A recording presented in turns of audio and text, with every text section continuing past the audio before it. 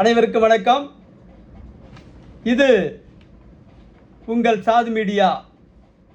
நான் உங்கள் சந்தோஷம். இன்னைக்கு மாநில அரசினுடைய பட்ஜெட் தயாரிப்பு பணியில் நிதித்துறை மந்திரி, கல்வியாளர் டாக்டர் மரிய வில்சன் அவர்கள் தயாரிப்பு பணியிலே ஈடுபட்டிருக்கிறார். இது அவருடைய முதல் தயாரிப்பு. இந்த ஆட்சியினுடைய முதல் பட்ஜெட், விஜய்க்கு முதல் பட்ஜெட். இப்படிப்பட்ட சூழ்நிலையில் அவருக்கு என்னுடைய வாழ்த்துக்களை தெரிவித்துக் கொள்கிறேன். அவருக்கு கடவுளின் வாழ்த்துக்கள் கிடைத்திட கடவுளிடம் வேண்டிக் கொள்கிறேன், சிறந்த பட்ஜெட்டை வழங்கிட என சொல்லி, இன்றைக்கி இருக்கிற சூழ்நிலை என்ன, பட்ஜெட்டில் என்னென்ன தேவை, எவ்வளவு தொகை ஒதுக்க முடியும் பட்ஜெட்டுக்கு. ஏற்கனவே 4 லட்சம் கோடி இருந்த பட்ஜெட் இருக்குது. அதில் 1 லட்சம் கோடிக்கு மேற்பட்ட தொகை வட்டியை கட்ட வேண்டியது இருக்குது. அதை தவிர மாநகராட்சி துவங்கி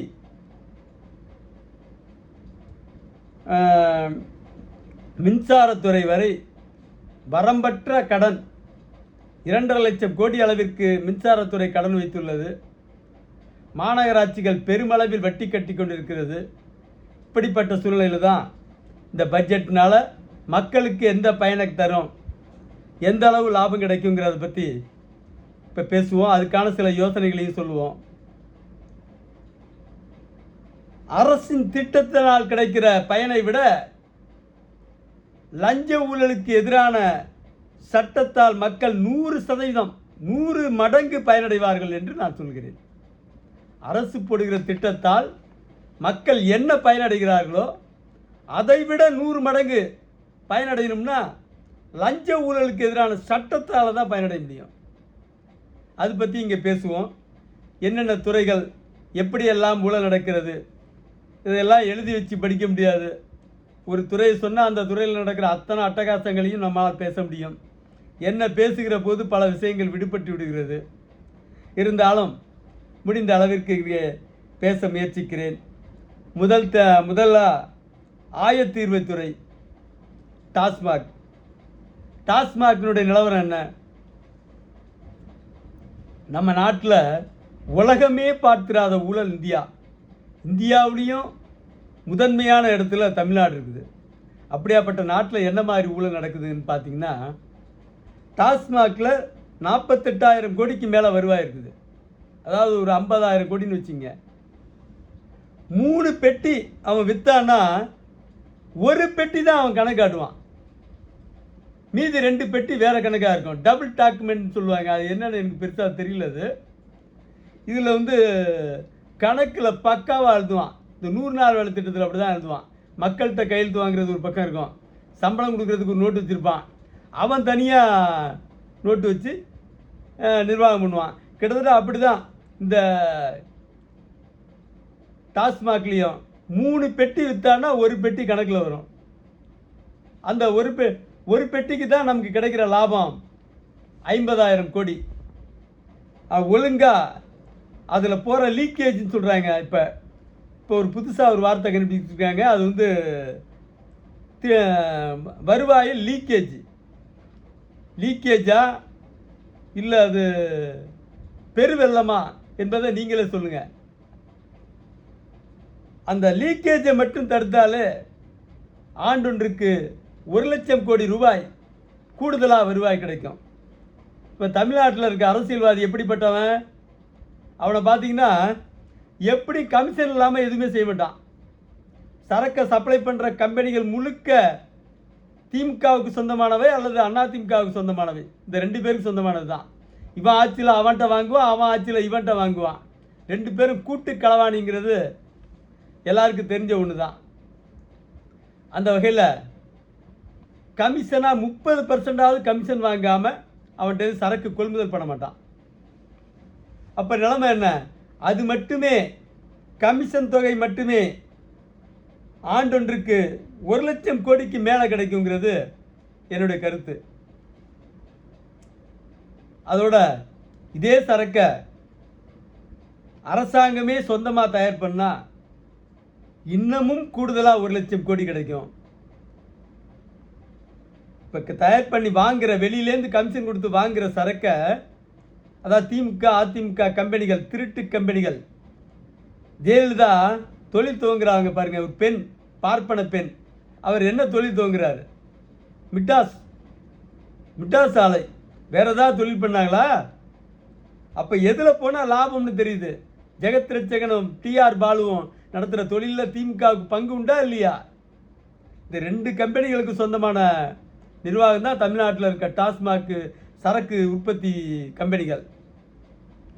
அதனால் அதை தடுத்தாலே, அரசு கையில் எடுத்தாலே இப்போது இருக்கிற விற்பனைக்கு சுமார் குறைந்தபட்சம் 3,00,000 கோடி கூடுதலாக கிடைக்கும் என்பது என்னுடைய கருத்து. அதே மாதிரி பத்திரப்பதிவுத்துறையில் என்ன சொல்கிறாங்க? வழிகாட்டு மதிப்புன்னு ஒன்று போடுறான் அரசாங்கம். வழிகாட்டு மதிப்பு என்ன போகுது? அந்த பகுதியில் 5 கோடி ரூபா ஒரு நிலம் போச்சுன்னா இவன் 2 கோடி ரூபாய்க்கு வழிகாட்டு மதிப்பு போடுறான். 2 கோடி ரூபாய்க்கு கிடைக்கிற வருவாய்ங்கிறது மிக குறைவு அரசுக்கு. ஆனால் 5 கோடி ரூபாயை ஒசத்துனா மக்கள் எதிர்ப்பானான்னா எதிர்ப்பான். என்ன காரணத்தினால எதிர்ப்பான்? இதில் தொகை ஒசருதுங்கிறது இல்லை. 2 கோடி ரூபா வாங்குகிற ஒரு நிலத்துக்கு எவ்வளவு கமிஷன் வாங்குறானோ அந்த கமிஷன் இந்த 2 கோடி ரூபா நிலத்துக்கு கட்டுற வரியை விட கமிஷன் 50 மடங்கு கூடுதலாக கமிஷன் வாங்குறான். 1000 ரூபா 50 மடங்கு 100 மடங்கு கமிஷன் வாங்குறான். 1000 ரூபா கட்டணும்னா இவன் 1,00,000 ரூபா தனியாக கேட்பான் கமிஷன். இதுதான் மக்களுக்கு நல்லது செய்யணும்னா அந்த ஊழலை, லஞ்சத்தை தடுத்தா போதும். இப்போ இருக்கிற வழிகாட்டு மதிப்பை 5 கோடி ரூபாயை உயர்த்தலாம். அதன் மூலம் அரசுக்கு வருவாய் கூடுதலாக கிடைக்கும். அதன் மூலம் ஆண்டுக்கு 50,000 கோடியாவது கூடுதலாக கிடைக்கும். ஆனால் லஞ்சத்தை தடுத்தா பெருத்த லாபம் கிடைக்கும் மக்களுக்கு. ஒரு விஷயம் சொல்கிறேன் கேட்டுங்க.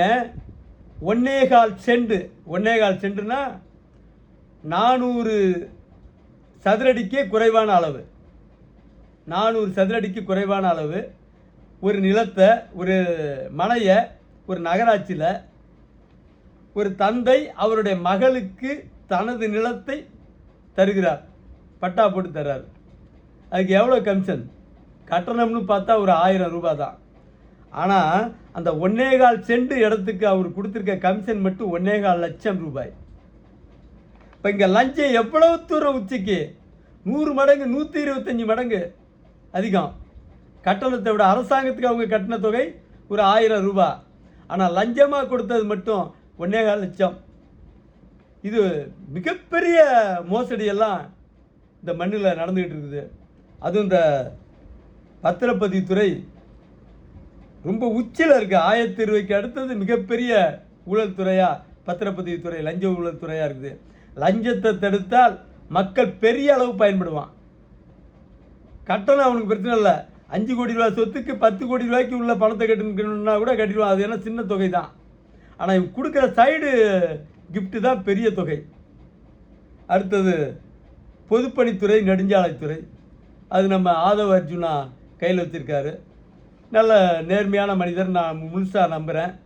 காரணம் அவர்கிட்ட வரம்பு மீறி சொத்து இருக்குது. இருக்கிற பணத்தை வெள்ளையாக்குறதே கஷ்டம். அதோட அவர் கொஞ்சம் நல்ல மனிதரும் கூட.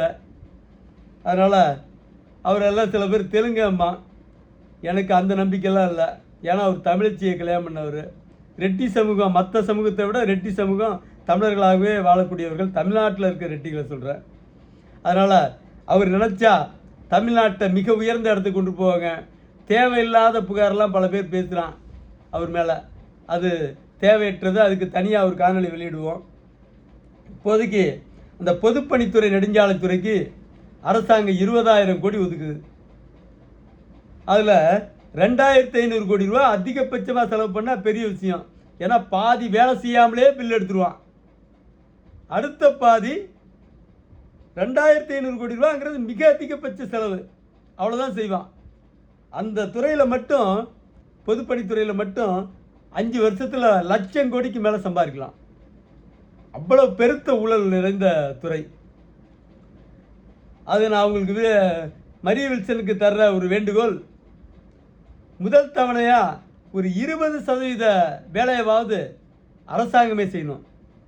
அதாவது அரசாங்கமே பணியாளர்களை நியமித்து, சாலை பணியாளர்களை நியமித்து, கருவிகளை, சாலை பணிகளுக்கு தேவையான கருவிகளை பெற்று வாங்கி அரசாங்கமே நேரடியாக செஞ்சால், அதாவது 20%னா 4000 கோடி.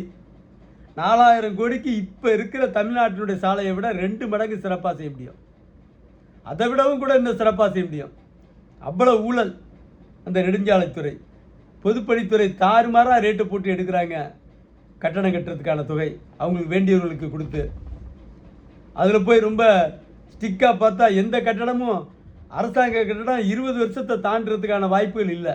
கட்டின உடனே இடிஞ்சு விழுகிற வாய்ப்புகளும் அதிகம். இதெல்லாம் தடுக்கணும்னா ஆதவ அர்ஜுனா போய் ஒரு இன்ஜினியராக பார்த்து, ஒரு அதிகாரியாக பார்த்து சாட்டையை சொல்லட்ட முடியாது. சட்டம் தான் வேணும். ஊழலுக்கு எதிரான சட்டம், மிக வலிமையான சட்டம், தேவைப்பட்டால் தூக்கு தண்டனை கூட வழங்க வேண்டும் மிக அதிக ஊழல் செய்தவர்கள் மீது என்று சொல்லி, அடுத்ததா போக்குவரத்து துறை, ஆர்டிஓ.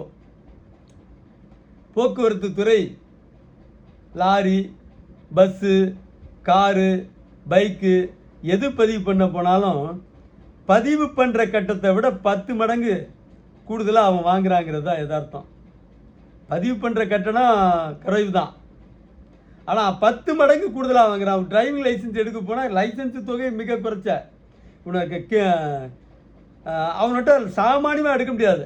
நேரடியாக போய் அந்த ஏஜென்ட் மூலிமா காசு கொடுத்து போனால் மட்டும்தான் அவன் வண்டி ஓட்டினாலும் ஓட்டாட்டியும், ஓட்டி காட்டினாலும் காட்டாட்டியும் லைசன்ஸ் எடுக்கலாம். அவ்வளவு மோசமான துறை. என்னை கேட்டால் அதில் கட்டணத்தை இன்னும் ஒரு 2 மடங்கு கூட்டி லஞ்சத்தை தடுத்தா போதும், அரசுக்கு பெருத்த வருவாய் கிடைக்கும். மக்கள் வருத்தப்பட மாட்டான். காரணம், இவன் கிம்பளமாக வாங்குறது, லஞ்சமாக வாங்குறது மட்டும் பெருந்தொகை. அதை தடுத்தாலே அவன் மக்கள் மகிழ்ச்சி ஆயிடுவான். அரசாங்கத்துக்கு 3 மடங்கு வருவாய் கிடைக்கும். அடுத்தது கனிம வளத்துறை. கனிம வளத்துறைன்னா நீர்வளத்துறை, கனிம வளத்துறை, இதெல்லாம் கடந்த ஆட்சியில் ஐயா துரைமுருகன் கையில் வச்சுருந்தார். நாட்டில் நான் பார்த்த ஆறுகள்லாம் எங்கள் பக்கத்தில் ஒரு ஆறு ஒன்று போகும். அகலம் மட்டுமே 2 கிலோமீட்டர் நீளத்துக்கு இருக்கும்.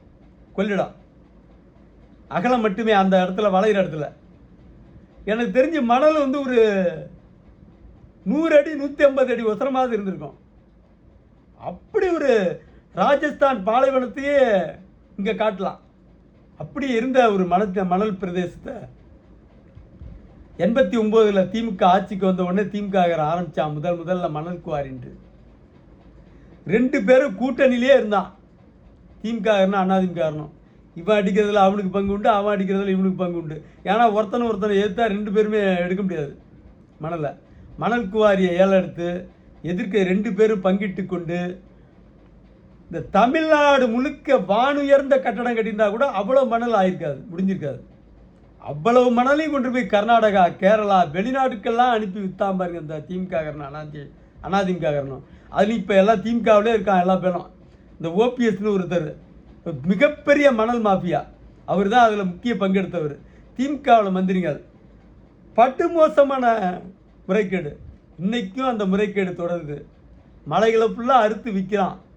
அதுக்குள்ள இழப்பீடை கூட அரசாங்கத்துக்கு தரலை. அதனால் அதை ஒழுங்குபடுத்தினாலே கட்டணத்தை 2 மடங்கு ஆக்கினாலும் 3 மடங்கு ஆக்கினாலும் மக்களுக்கு ஒன்றும் இழப்பு வராது. அதில் ஏற்படுற விதிமீறல், கொள்ளையை தடுத்தா போதும். அரசாங்கத்துக்கு ஒரு பெருத்த வருவாய் உள்ள தொழில் கனிம வளத்துறை. அடுத்தது வருவாய்த்துறை. வருவாய்த்துறை பற்றி சகாயம் ஐஏஎஸ் அவர்கள் பலமாக சொல்லுவாங்க. எனக்கு தெரிஞ்ச ஒரு இடையில வந்த ஒரு செய்தி, ஆந்திர மாநிலம் திருப்பதியில் ஒரு உதவியாளர், ஊராட்சி உதவியாளர் அதாவது விவோவுக்கு கீழே பணியாற்றக்கூடிய உதவியாளர், அவர் வருமானத்துக்கு அதிகமாக 167 கோடி ரூபா வச்சிருந்ததா கைது செய்யப்பட்டார். ஒரு ஊராட்சி உதவியாளர், அவன்கிட்ட இவ்வளோ பணம்னா இப்போ விவோட்ட எவ்வளோ பணம்? குறைச்சலா 200 கோடி லாபம் கிடைக்கும் விவோ போஸ்டிங்கில். அதுவும் மாநகர பகுதிகளை ஒட்டினா ஒரு 1000 கோடி கூட கிடைக்கலாம். ஆர்ஐ 500 கோடிக்கு மேலே வருவாய் ஈட்டலாம். தாசில்தார் 2000 கோடி 3000 கோடி பொருள் ஈட்டலாம். அவ்வளோ வருவாய் உள்ள கொளுத்த லஞ்சம் ஊழல். மக்கள் ஒரு 10 லட்ச ரூபா வரி கட்டணும்னா நீங்கள் ஏங்க அவ்வளோ கட்டுறீங்க? நீங்கள் 1 லட்ச ரூபாய் கட்டுங்க, 9 லட்சத்தில் எனக்கு பாதி கொடுங்க, எனக்கு எதாவது கொடுங்க சொல்லி வாங்கிட்டு போயிடுவான். அது வாங்குறதுல ஆர்ஐக்கு கொடுக்கணும், தாசில்தாருக்கு கொடுக்கணும். அப்போ தான் அவன் கண்டுக்காமல் இருப்பான். நாட்டுக்கு வர வருவாயை மொத்தமாக தடுக்கிறது மிகப்பெரிய லஞ்ச ஊழலுக்கான அடித்தளமாக மிக நீண்ட காலமாக இருக்கிறது இந்த வருவாய்த்துறை. ஆக லஞ்ச ஊழலை தடுக்கிறதுக்கு மிக வலிமையான சட்டத்தை போட்டால் இந்த துறையில் மட்டும் மிக குறைச்சலாக ஒரு 20,000 கோடியாவது வருவாய் கிடைக்கும். நான் பட்ஜெட்டினுடைய தொகை உசரம். அடுத்ததா மின்சாரத்துறை. மின்சாரத்துறை 2.5 லட்சம் கோடி கடனில் இருக்குது. எப்படிடா போச்சு? மின்சாரத்துறை மந்திரி முழுக்க 1 லட்சம் கோடிக்கு மேலே சொத்து சேர்க்குறான் 5 வருஷத்தில். ஆனால் மின்சாரத்துறை மட்டும் 2.5 லட்சம் கோடி கடனில் போகுது. கடன் வாங்கி திருடுறான். நிலக்கரியே வாங்காமல் வாங்கினதா கணக்கு போடுறான். அதானின்னு மோடியோட நண்பர் அதானி, வட இந்திய அதானி நிறுவனம், அவன் தரம் குறைஞ்ச நிலக்கரியை கொண்டு வந்து விற்று தமிழ்நாட்டுக்கு விற்று சுமார் 3000 கோடிக்கு மேலே கூடுதல் தொகையை வாங்கிட்டு போயிட்டாங்கிறது புகார். இந்த அறப்போர் இயக்கம்லாம் எவ்வளவோ மல்லு கட்டுறாங்க, ஒன்றும் நடக்கலை. இன்றைக்கி வரைக்கும் வழக்கு பெண்டிங்கில் தான் இருக்குது. அது வழக்கு தொடரலை. இடையில் 5 வருஷம் ஸ்டாலின் இருந்தார். அவர் என்ன உத்தம புத்திரரா நடவடிக்கை எடுக்க? எல்லாம் களவாணி தானே, கூட்டு களவாணி. அதனால் அது மேலே நடவடிக்கை எடுக்கலை. நிலக்கரி வாங்காமலே வாங்கினதா கணக்கு காட்டுறான். அப்படி இருக்கிற நிலக்கரி ஸ்டாக் இல்லைன்னு காட்டுறதுக்கு லேசாக தீயை பற்ற வச்சிடுறான். மொத்த நிலக்கரி எரிஞ்சு போச்சுன்னு கணக்கு காட்டுறான். இப்போ சமீபத்தில் கூட இந்த ஆட்சி முடிகிற நேரத்தில் ஒரு தீப்பற்றல் எரிஞ்சுது. அவ்வளவு மோசமான ஒரு ஊழல் துறை. மின்சாரத்துறை மந்திரிகள் 5 வருஷத்தில் 1 லட்சம் கோடிக்கு மேலே ஒசறான். அதை ஒழுங்குபடுத்தினா அதில் இருக்க லீக்கேஜா அல்லது காட்டாற்று வெள்ளமா அதை தடுத்தாலே இந்த 2.5 லட்சம் கோடி கடல்லேருந்து மீளலாம். மின்சாரத்துறை அபாரமாக ஒசரம். இந்த கொள்ளை கூட்டமான சில நிறுவனங்களிடமிருந்து சகட்டு மேனிக்கு விலை கொடுத்து வாங்குவதை, காற்றாலை மின்சாரத்தை வாங்குவதை நிறுத்திவிட்டு அரசே காற்றாலை மின்சாரத்தை உற்பத்தி செய்வதிலும், மின்சாரத்தை நேரடியாக சூரிய ஒளி மின்சாரத்தை உற்பத்தி செய்வதிலும் அரசே கவனம் செலுத்தினால் 2 ரூபாய்க்கு மீட்டர் விற்றாலே லாபம் கிடைக்கும் என்று சொல்லி, அடுத்தது ஊரக வளர்ச்சித்துறை. ஊரக வளர்ச்சித்துறை ரூரல் டெவலப்மெண்ட், ஆர்டிபிஆர்னு கூட சொல்லுவாங்க, rural development and panchayat union. அந்த துறை மக்களோடு நேரடியாக தொடர்பில் இருக்கிற ஒரு துறை, மிகப்பெரிய துறை. வட இந்தியாவில் தாவூத் இப்ராஹிம் இருந்தான், அவனை தான் டி கேங்கும்பாங்க. இந்த ஆதி கேங், ரூரல் டெவலப்மெண்ட் கேங்கு உலகப்பெரிய கேங் சொல்லலாம். உலகத்திலே இவ்வளவு மோசமான ஒரு ஊழல் கேங்கு வேற எங்கேயாச்சும் இருக்குமானா இல்லை. மக்களுக்கான திட்டங்கள் அத்தனை போய் சேர்ற இடம் இந்த ஊரக வளர்ச்சித்துறை மூலிமா தான். அவ்வளவு பெருத்த ஊழல். 100 நாள் வேலை திட்டம் என்ன ஆச்சு? ஒரு குடும்பத்துக்கு ஒரு நாளைக்கு 350 ரூபா சம்பளம், 100 நாளைக்கு 35,000 ரூபா சம்பளம் கொடுக்கணும். வாங்கினவங்க எத்தனை பேர்? 5,000 ரூபாயை தொட்டவங்க ஏதாவது விரலை விட்டு எண்ணிடலாம். 2,000 3,000தோட 2 வாரம் 3 வாரத்தோட வேலை முடிஞ்சிச்சு. ஆனால் அத்தனை பேருக்கு 100 நாளைக்கான பணத்தை சம்மந்தப்பட்ட ஊராட்சி தலைவரும் அதிகாரிகளும் சுருட்டிட்டான். 20 வருஷத்துக்கு முன்னாடியே 5,000 ரூபா வாங்குவான் அந்த பாலிடெக்னிக் படித்த ஓவர்சியர். 20 வருஷத்துக்கு முன்னாடியே நானும் மன்மோகன் சிங் வரைக்கும் எவ்வளோ மல்லு கட்டி பார்த்தேன். கலைஞர்கிட்டலாம் போய் மனு கொடுத்தேன். ஏன் பிரச்சனை மட்டும் தீர்ந்துச்சு, அந்த பிரச்சனை தெரியல. இன்னைக்கு 10,000 ரூபா வாங்குறான். அதே மாதிரி பிடிஓ 10,000 ரூபா வாங்குறான் வாரத்துக்கு. இது ஒரு பிடிஓ 10,000 ரூபா வாங்கினா 4 வாரத்துக்கு 40,000 ரூபா. நான் வேலை பார்த்த மயிலாடுதுறை பஞ்சாயத்து யூனியனில் மட்டும் 54 ஊராட்சி 21,60,000 ரூபா இந்த 100 நாள் வேலை திட்டத்தில் மட்டும். இன்னும் வீடு கட்டு திட்டம் முழு மோசடி திட்டம், 85% ஊழல், 80% வீடு போலி. எத்தனை முறை பத்திரிகையில் வருது. நடவடிக்கை பூஜ்ஜியமாக தான் இருக்குது. மனு கொடுப்பான், வீடு கட்டுறதுக்கு இவனே கூப்பிடுவான், வா வா வா வா. வெளிநாட்டில் இருக்கவங்களாம் கூப்பிடுவான். வெளிநாட்டு போயிட்டு வந்தோன்னே வீட்டுக்கு நீ லோன் அது போடு, நான் வீடு தரேன், அரசாங்கம் 3 லட்ச ரூபா பணம் கொடுக்குமா. உடனே அவனு கொண்டு வந்து மனு போடுவான். எல்லாத்தையும் ஆதார் அட்டை, அந்த அட்டை, இந்த அட்டை, அத்தனை அட்டையும் இணைச்சி கொண்டு வந்து போடுவான். அப்புறம் வீட்டுக்கு அப்ரூவல் வாங்க போவான். அப்ரூவல் வாங்க போனால் அதுக்கு ஒரு பெரிய பல்காக ஒரு அமௌண்ட் வாங்கிட்டு தான் பிரசிடெண்ட் அப்ரூவல் கொடுப்பான். இத்தனையும் வாங்கினதுக்கப்புறம் இப்படியே அலைவான் 2 வருஷத்துக்கு. பிரசிடெண்ட்டு வந்துருச்சா, வரியா வரியா, நான் வந்தால் சொல்கிறேன், முதல்ல வா போடு போடுங்கிறவன் வருதும்பான். நிதி வர்றப்பெல்லாம் வருதும்பான். பட்ஜெட்டு அன்மா அடுத்த வருஷம் பட்ஜெட் தான்பான். இப்படியே 2-3 வருஷத்துக்கு அலைஞ்சிவிட்டு அவன் வெளிநாட்டில் சம்பாதிச்ச பணத்தை வச்சு வீட்டை கட்டிடுவான். வீட்டை கட்டினதுக்கப்புறம் இவன் பில்லு எடுத்துகிட்டு விடுவான். ஒரு 20% பேருக்கு தான் ஒரிஜினலாக வீடு கொடுக்குறான். அதுக்கு 30,000 ரூபா முன்பணம் கொடுத்தா தான் வீடே ஒதுக்குவான்.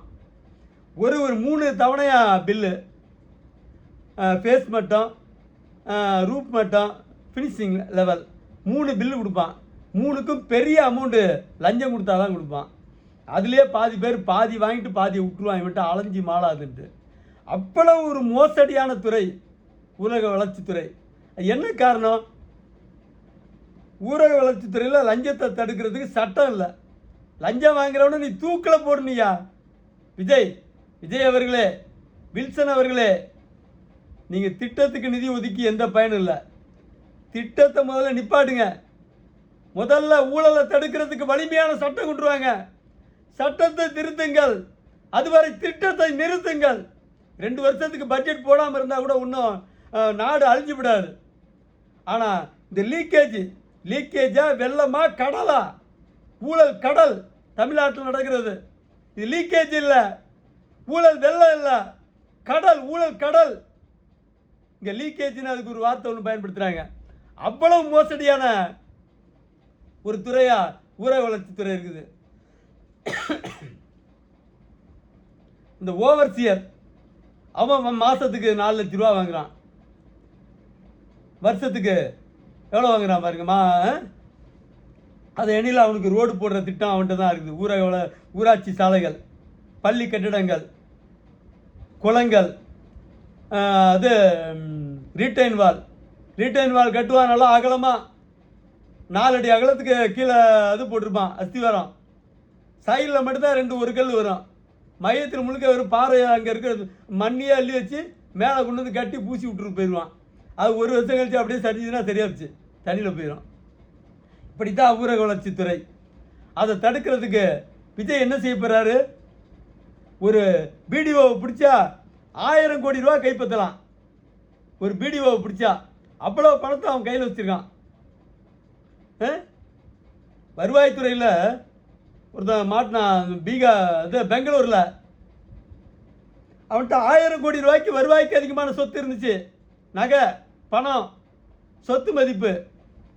அவனுக்கு வயசு 42 வயசில் அவனுக்கு 1000 கோடி ரூபா சொத்துனா அப்போ தான் நல்லா வளர்ந்து மேலே வந்துருப்பான், டெக்னிக்கல்லாம் கற்று. அடுத்த 18 வருஷத்தில் எப்படியும் ரிட்டையர் ஆகிறதுக்குள்ளார 3000 கோடி ஆக்கியிருப்பான்.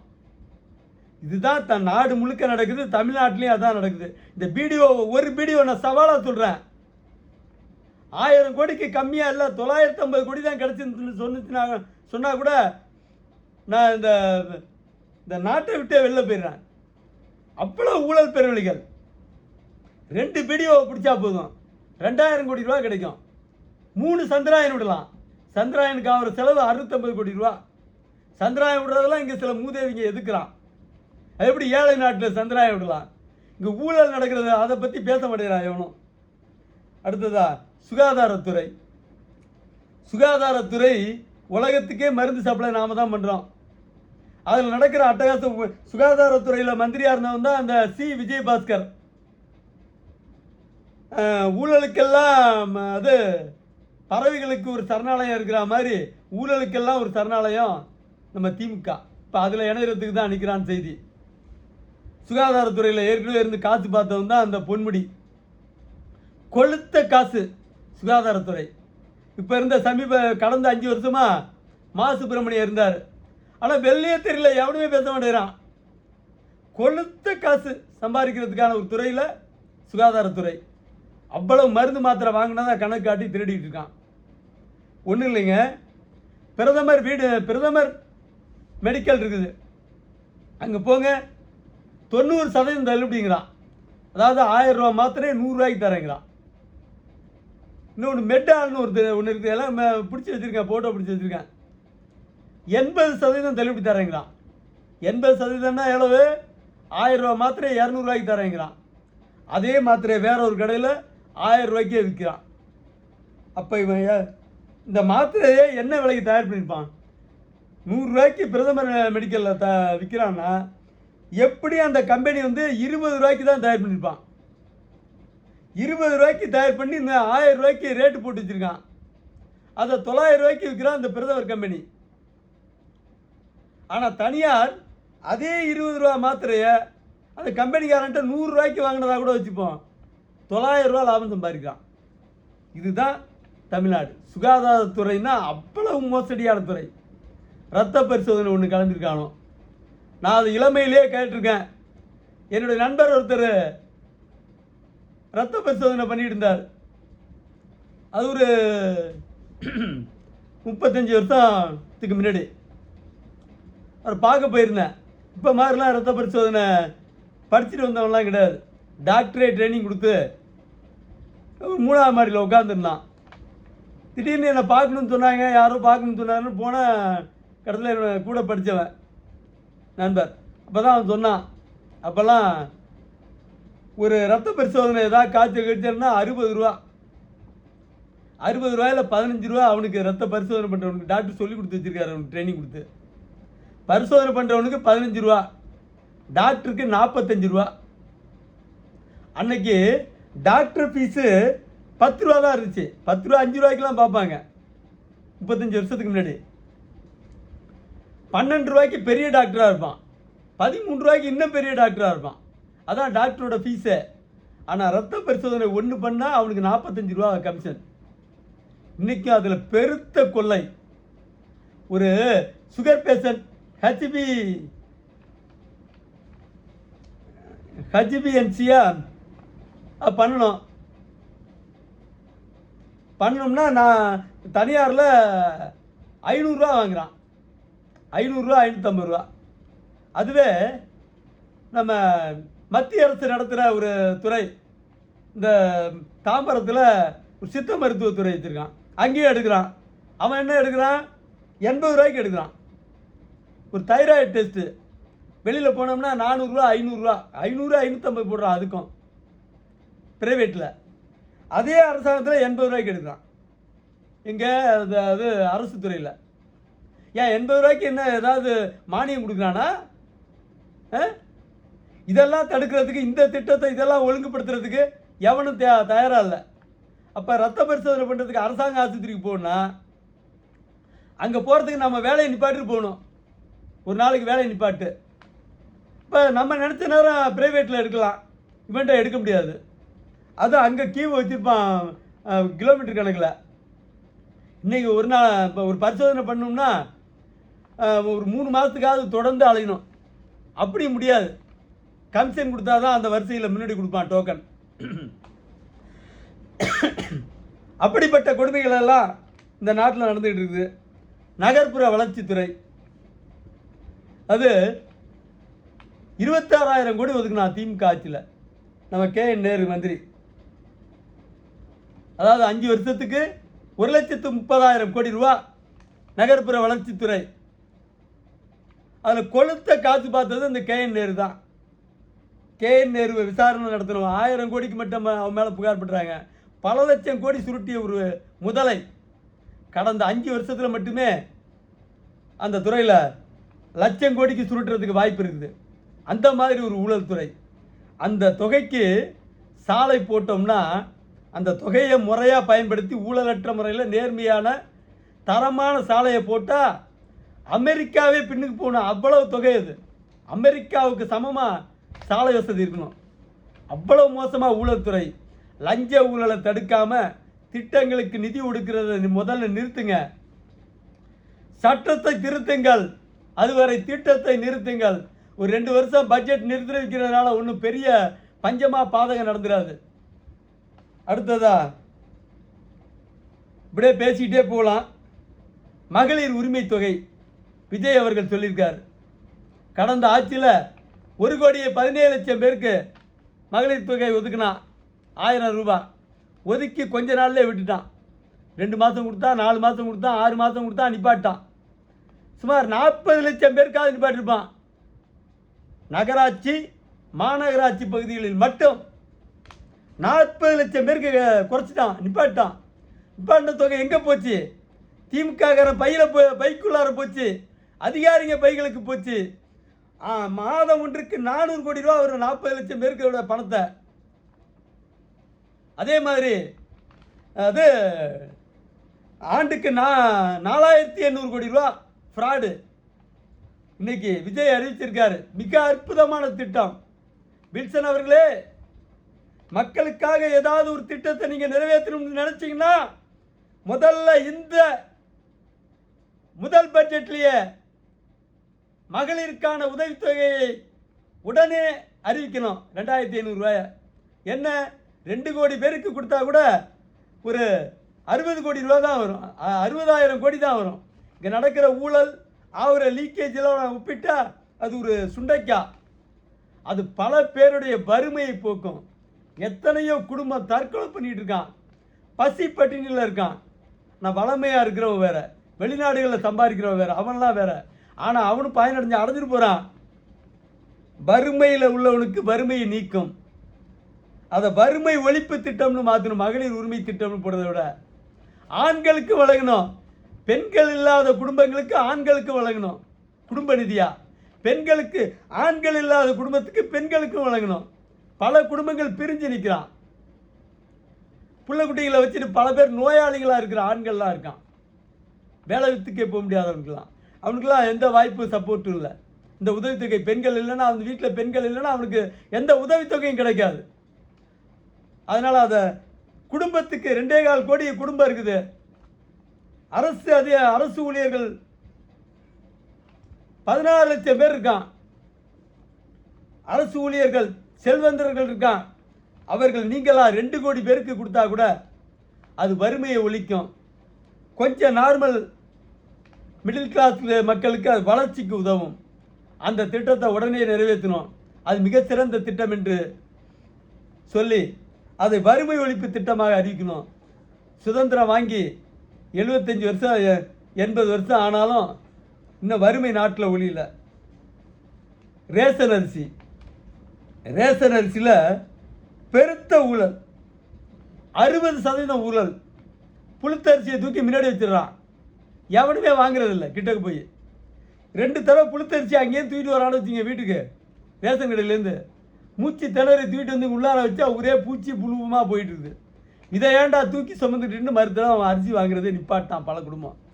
60% ஏமாற்று, 20% வெளியில் வாங்குது மார்க்கெட்டில். அது வாங்காமலே பில் எடுக்கிறான். பருப்பில் கிலோவுக்கு 40 ரூபா ஊழல், எண்ணெயில் கிலோவுக்கு 40-50 ஊழல், சர்க்கரையில் கிலோவுக்கு 10 ரூபா ஊழல். இப்படி அத்தனையிலையும் ஊழல். அதை தடுத்து நிறுத்தணும். ஊழலை தடுக்கணும். தரமான அரிசி கொடுக்க உத்தரவு போடணும். நீங்கள் அதுலேயும் டிஜிட்டல் தான்.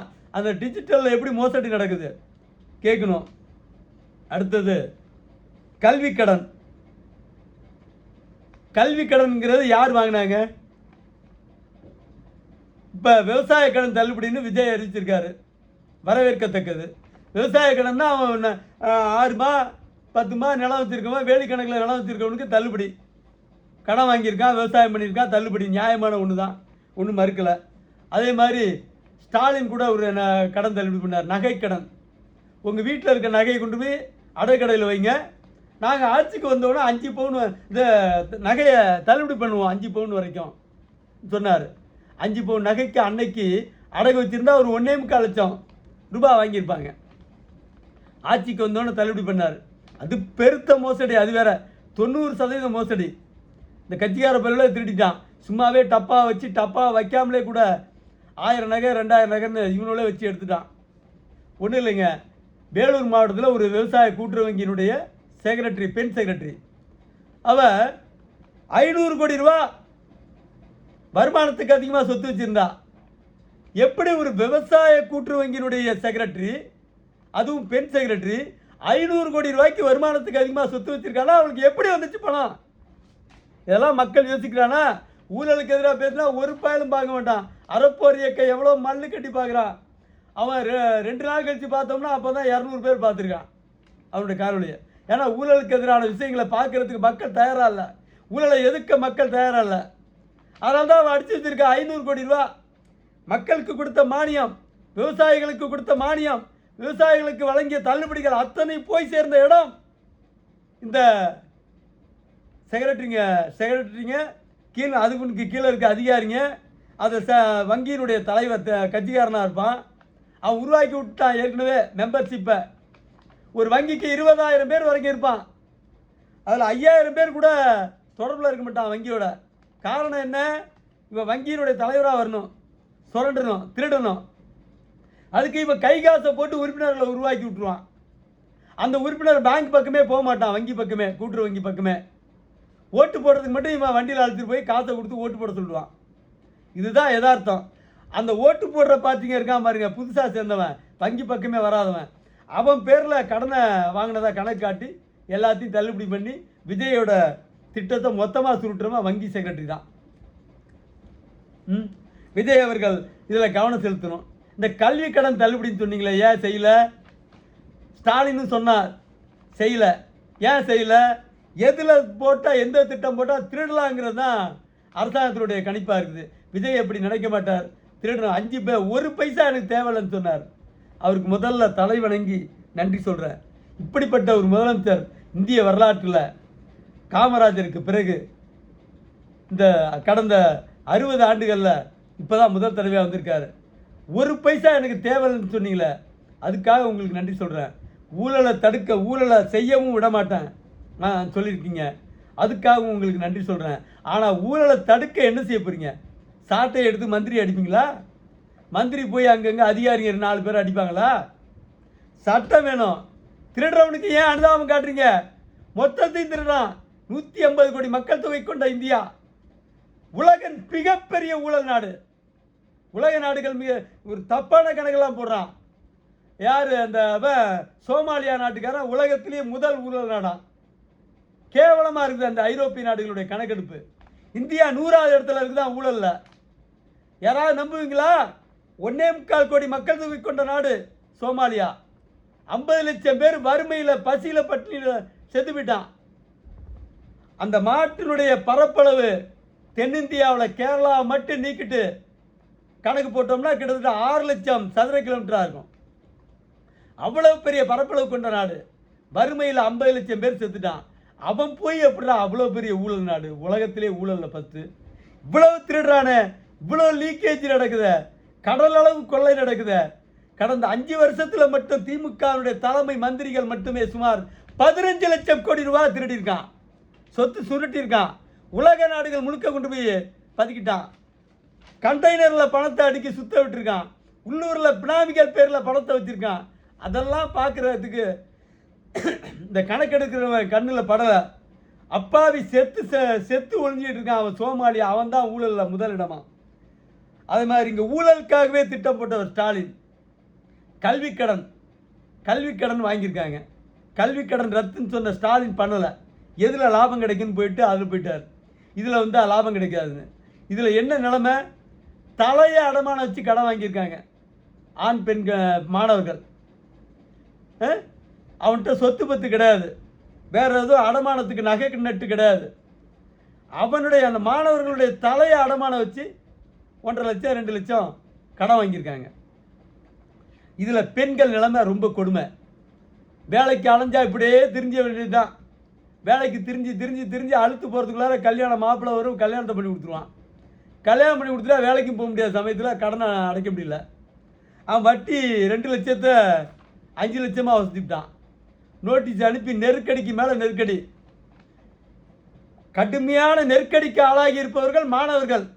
ஆண்களும் நிறையா இருக்கா, பெண்களும் பெரும்பகுதி இருக்காங்க கடனில். ஏன் அவன் கடனை உங்களால் தள்ளுபடி பண்ண முடியாதா? தலையை அடமானம் வச்சுட்டு மாட்டிட்டு நிற்கிறான், அவங்க கடனை தள்ளுபடி பண்ணிருக்கீங்க. நிலம் வேலி கணக்கில் நிலம் வச்சுருக்கான் மிராசுதார், அவனுக்கு தள்ளுபடி. 5 பவுன் நகை வச்சுருக்கிறவங்க கொண்டு போய் அடமானம் வச்சா சேட்டு மட்டுமே 200 நகை வைக்கிறான். திமுக ஒன்றிய செயலாளர் 500 நகை பெட்டியை மட்டும் வச்சுட்டு மாட்டிக்கிட்டான் தென்காசியில். தமிழ்நாடு முழுக்க ஒரு இதுலேயும் வராதவன் பேர்லலாம் ஒரு 2000 நகையை வச்சு எடுத்தா மாதிரி பணத்தை எடுத்துகிட்டு இந்த செக்ரட்டரிங்களும் எஸ்ஓ அதுக்கு மேலே தலைமைச் செயலகம் வரைக்கும் சுருட்டிட்டான். சம்மந்தப்பட்ட மந்திரிக்கு ஒரு 500 நகை ஒரு பேங்க்லேயும். இப்படி ஊழலுக்காக மட்டுமே சட்டம் போட்டால் திட்டம் போட்டால் என்ன நியாயம்? வில்சன் அவர்களே, நீங்கள் ஒரு கல்வி வள்ளல். உங்களுடைய மாமனார் எப்படியோ சம்பாதிச்சிருக்கலாம் எம்ஜிஆர் காலத்தில். ஆனால் எத்தனையோ பேர் சம்பாதிச்சான். வள்ளல்னு சொன்னால் நம்ம ஜேபிஆர் தான் சொல்லுவாங்க. ஒரு அவன் அங்கே போகிறவன் அத்தனை பேர் சாப்பிட்லாமா, அவ்வளோ பெருமையாக சொல்லுவாங்க. உங்களை பற்றி எனக்கு தெரியாது, நீங்கள் அவருடைய மருமகன்.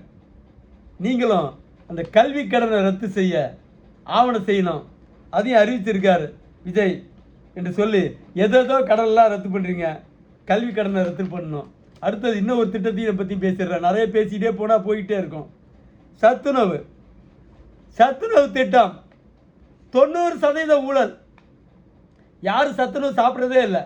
முட்டை மட்டும்தான், வாரத்துக்கு 2 முட்டை. முட்டையை மட்டும் வாங்குறதுக்கு எல்லோரும் கை தூக்குங்கன்னா கையெழுத்து போட்டுருவாங்க. சத்துணவு சாப்பிட்றதுக்கு யாரும் விரும்புறது இல்லை மாணவர்கள். எல்லா இடத்துலையும் சத்துணவு திட்டம் இருக்குது. 2 முட்டையை மட்டும் கொடுத்துட்டு அரிசி பருப்பு எண்ணெய் சமையல் அத்தனையும் ஊழல். என்னை கேட்டால் சத்துணவு திட்டத்தை ரத்து பண்ணிடலாம். கிராமங்களில் மாணவர்களே வரல, 4 பசங்க 5 பசங்க கூட வரல. அதனால் சத்துணவு திட்டத்தை ரத்து செய்வதன் மூலம் பல ஆயிரம் பேருக்கு லாபம் கிடைக்கும். அரசு மிக குறைந்தபட்சம் இந்த லீக்கேஜா பெருவெள்ளமா ஊழல் கடலா அதை தடுத்தா போதும். 8 லட்சம் கோடிக்கு பட்ஜெட் போடலாம், 10 லட்சம் கோடியும் போடலாம். இதை விடவும் இன்னொரு திட்டம் இருக்குது பிரதமர் மோடிக்கு. என்கிட்ட ஒரு திட்டம் இருக்குது. அந்த திட்டத்தை அறிவித்தா போதும், ஒரே ஒரு உத்தரவு போட்டால் போதும். உலகத்திலேயே இந்தியா உலக வல்லரசு பொருளாதாரத்தில் ஒரு உத்தரவு மட்டும் போட்டால் போதும் என்று சொல்லி ஐயா வில்சன் அவர்கள் எல்லாவற்றையும் கவனத்தில் கொண்டு பட்ஜெட் தயார் பண்ணோம். நீங்கள் படித்தவர், இன்னும் கீழ்மட்டத்தில் இருக்க பல விவகாரங்கள்லாம் உங்களுக்கு தெரியாது. எவ்வளோ விவகாரங்களை நான் விட்டுருப்பேன், அப்புறமா நினச்சி பார்ப்பேன் இதெல்லாம் பேசாமல் விட்டோமேன்னு. ஏன்னா இதெல்லாம் எழுதி படிக்க வேண்டிய அவசியம் இல்லை. கைப்புண்ணுக்கு கண்ணாடி தேவையில்லை. ஒரு துறைன்னு சொன்னால் அந்த துறையில் என்னென்ன அட்டகாசம்லாம் நடக்குதுன்னு பெருசாக விரிவாக பேசலாம். ஒவ்வொரு துறையை பற்றி 1 மணி நேரம் பேசலாம். ஆனால் அதெல்லாம் இந்த இடத்துல சரி வராது என்பதால் மிக சுருக்கமாக பேசி முடித்திருக்கிறேன். ஐயா வில்சன் அவர்களை மிகச்சிறந்த பட்ஜெட் அமைத்திட இறைவனை பிரார்த்திக்கிறேன். இறைவன் அவருக்கு வல்லமையை தந்திட, நல்ல ஆற்றலை தந்திட, வாய்ப்புகளை தந்திட இறைவன் அவரை வாழ்த்திட இறைவனை பிரார்த்திக்கிறேன். நன்றி, வணக்கம்.